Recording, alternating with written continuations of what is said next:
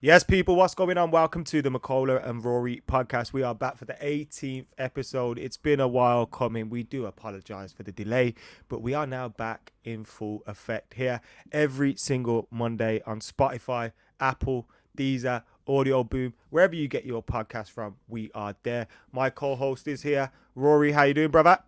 Yeah, I'm all right, Adam. I'm all right. It's been a tumultuous week for a Chelsea fan. I know that much. But ultimately, what really matters is what happens on the pitch. And I thought Chelsea beating Burnley 4-0 was a beautiful tonic to a very difficult week. And I'm sorry to say this, but I don't really like what Manchester City have become. But I can locate the element of happiness in a Manchester United defeat. Forgive me, but come on, I'm owed this. I'm owed this. God Even if bless. it's from 1994, you're paying a debt from 1994. I But want where you do you to go talk from here? about. The thing is, Oh, Adam, like all in right, terms of, United. yeah, we need to do what's next for United, like because the nature of that defeat, I think it was Gary Neville pointed out, there was no. It was the lack of trying. It was the lack of heart. When we haven't really seen that under Rangnick yet, have we? Yeah.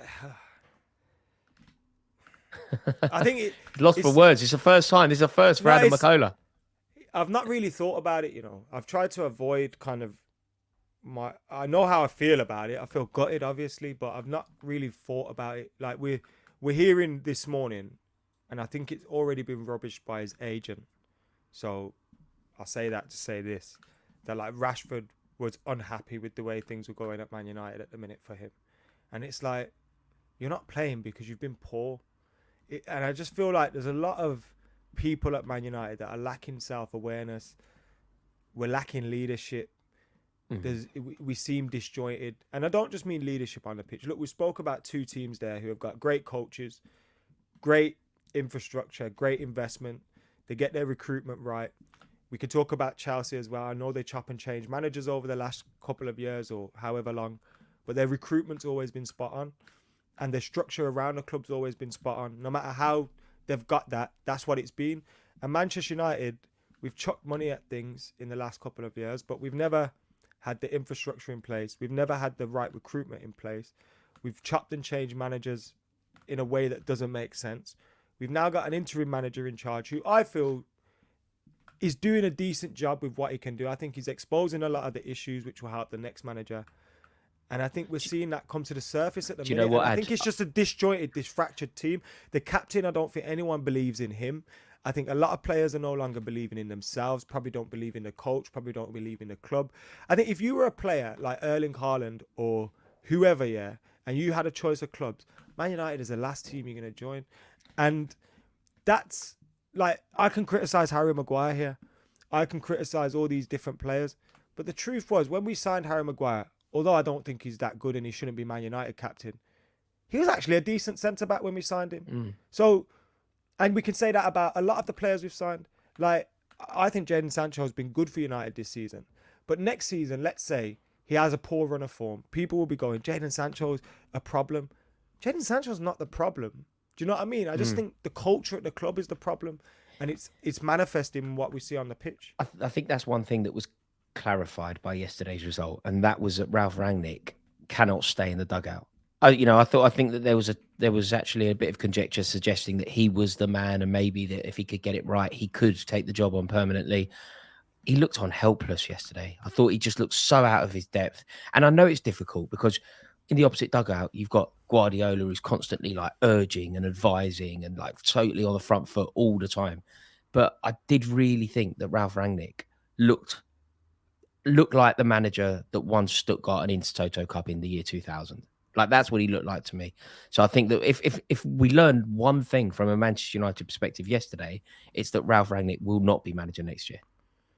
Yeah, and I don't think that should be the case anyway. Like I said at the start when he came in, we should be looking to move him upstairs. If that's what we planned at the start, why would we go away from that plan? It's what we always do. Look, I love Ole Gunnar Solskjaer. He had a much better record than most managers in Manchester derbies. But when we brought him in, the initial thing was we're going to go and look for a manager. Poch and all those kind of things was available. And then Mm. we appointed Ollie. It was like we went away from the plan. And I think if we gave Ragnick the managerial job, we'd be doing that again.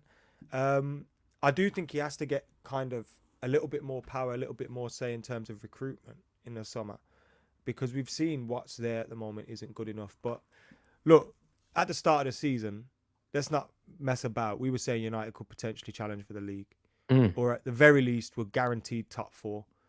So, you know, you got to blame a lot of these players as well, because what we're seeing in terms of like the players that Marcus Rashford has not been good enough. Like, we know he's better than this. You've not been good enough. Came on yesterday, didn't do anything. You coming on as a sub in a Manchester derby. Like, I remember you tearing them a new one a couple of times. Like, where's that gone? And I just feel you got Jesse Lingard, who's on his way out. I love Jesse. He's leaving. Paul Pogba, we don't know if he's going to be there next season. There was a difference, Bruno wasn't Fernandes there? wasn't great. Pogba to De Bruyne yesterday. I thought that there was a stark difference, because But can I ask you a question? And we kind of had this debate yesterday, and I wish I said it in the debate, because it kind of summed that's up my annoying, argument. isn't it, when that happens? Yeah. It kind of summed up my argument perfectly. Like, let's say we swap Pogba and De Bruyne. Does that change anything for either of these teams? Oh, I mean, on yesterday's form, it does, because I thought Paul Pogba, he No, made no, one magnificent pass, but then kept giving the ball away and was taken off. Whereas De Bruyne scored 2 and assisted another, and will probably haunt Harry Maguire's sleep for the rest of his life. Like, in terms of yesterday's Do you not performance, get what I mean, though? Like, in terms of it, like, if I even think, like, you know, when Lindelof signed for United at 30 million, if he signs for City, he's probably looking like Diaz at the minute. Like, these players that we've signed are good, like the good players. Like, I don't. The There's truth, something I wrong think, at the club. We allow too much shit to go on. Like, I feel like the culture truth isn't lies right. somewhere between the two. Ad. The truth lies somewhere in the middle, because yes, I understand what you mean. And certain players would look better playing for Manchester City, of course they would. But equally, players do need to take responsibility. And Yes. Paul Pogba, you know, one delicious pass yesterday, but after that, basically gave the ball away constantly and was subbed off. So he is responsible for that.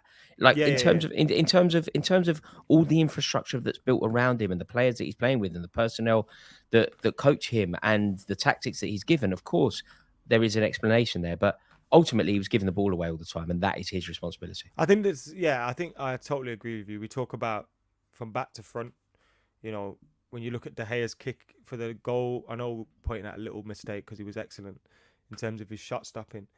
But like, it's like, that's an individual error. Harry Maguire, many individual errors. Lindelof, Wan-Bissaka, Telles, Bruno was giving the ball away all day. Pogba the same. Like, McTominay, Fred. Like, so you're right. Like, there's a lot of players, and I kind of alluded to it. Like, we've spent a lot of money. Like, this squad, we expected it to do something this season. So we can't say the squad isn't good enough. But I do feel like the culture at the club is rotten. Like, we allow these things to manifest. You know what I mean? We allow a situation to manifest where we don't know where a £90 million signing is going to be next season. I know what you mean. We do you think you make the top 4 now? Like, do you beat Tottenham on the weekend? Is top 4 going to happen? I know I was quite confident of us getting it. And the reason I was quite confident was because I felt we were competing against West Ham. Do you know what I mean? Like, we weren't really competing against anyone serious. And then the way we've dropped points, 5 points against Watford, 2 points against Burnley, 2 points against Newcastle, 2 points from 2-0 up against Villa. Like, where we're dropping points, it weren't because of Man City that we're not getting top 4. We don't pick up points in the games we're supposed to win. So, no, I don't think we're going to get it. Although, there's always hope, because do you think it's going to be Arsenal? You've got to Arsenal? play Spurs and Arsenal. If we beat Spurs and Arsenal, we probably get top 4. But at the moment, I don't see us beating either of them.